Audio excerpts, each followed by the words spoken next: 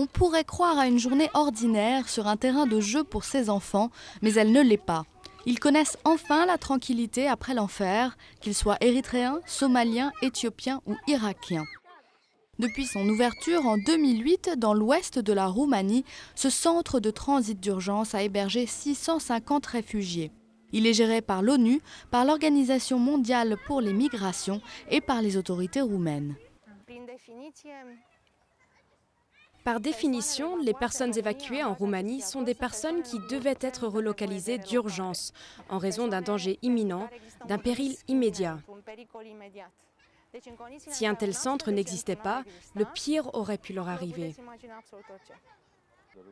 Asante est un ancien journaliste sri-lankais contraint de quitter son pays après avoir réalisé un documentaire critique sur le régime.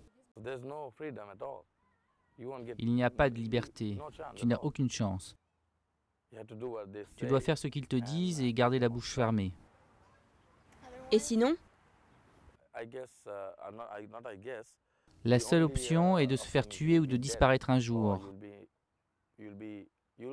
alors que la famille souffrira à mort. Des Érythréens ont aussi trouvé la paix à Timisoara. Ils avaient fui le pays au début des années 2000 pour échapper au service militaire illimité. Échoués en Libye où ils travaillaient illégalement, certains ont connu la prison là-bas. D'autres ont été soupçonnés d'être des mercenaires de Kadhafi. Avec la guerre, ils ont dû fuir. Ils rêvent de pouvoir à nouveau vivre après des années de souffrance.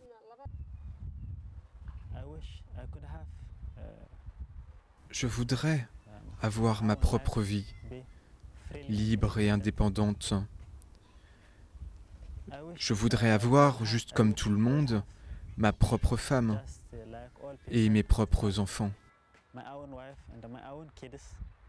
Après une période maximum de 6 mois passés dans ce centre de transit, ils tenteront de réaliser leurs rêves dans des pays comme les États-Unis, la Grande-Bretagne ou les Pays-Bas qui ont accepté d'accueillir des réfugiés.